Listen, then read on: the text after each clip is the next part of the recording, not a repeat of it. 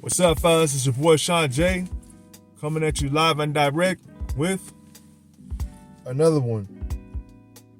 Today's topic of conversation is quick tips on how to accelerate the dreadlocking process.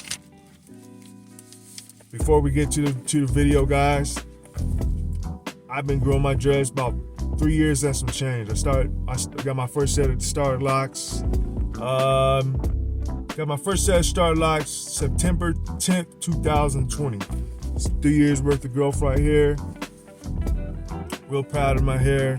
My hair is very healthy. Keeping it looking good, keeping it clean. You dig? Alright guys, let's get into the video now. Tip number 1, regular maintenance.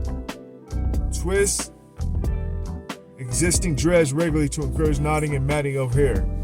Fellas, make sure you see your loctician on a consistent and regular basis to maintain the locking process.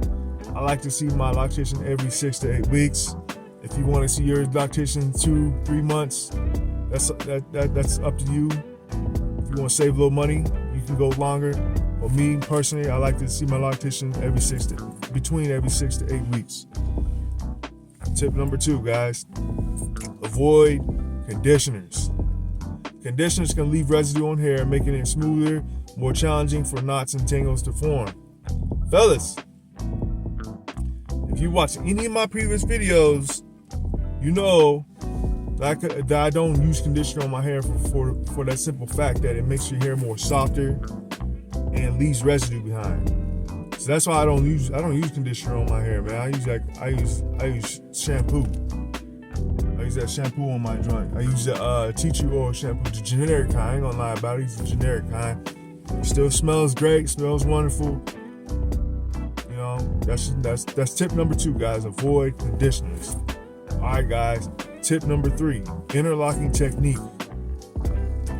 Interlocking technique. Okay, interlocking technique involves using a crochet hook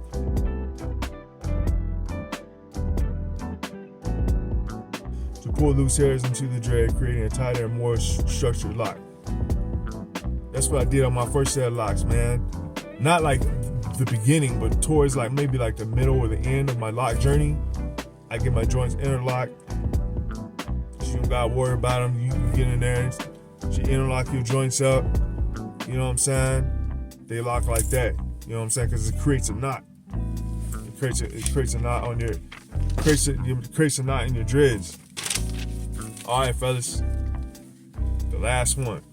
Tip number 4. Patience and persistence, guys.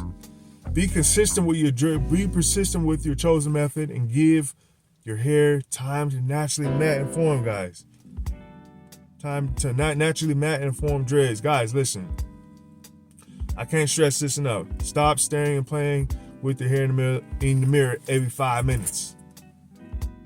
Sit down, enjoy your movie, play a video game, play some NBA 2K or some Call of Duty, or just play something. Do something besides staring in the mirror all day at your hair, because your hair's not going to grow any faster. It's definitely not going to grow no faster. And when you're doing this stuff, extracurricular activities, your hair is going to accelerate. It's going to accelerate the locking process. It's going to lock faster. You'll notice it more than if you just stare in the mirror all day. It's like a plant growing, bro. If you stare at the ground, waiting for it to sprout, man, you're going to be there for weeks. But if you water the seed and you let it sit there, you go away from it and tend to it every now and then, you'll see it growing faster. And it's going to be faster because, you're not staring at it all day. Fellas, that's my video. Like, comment, subscribe. Deuces.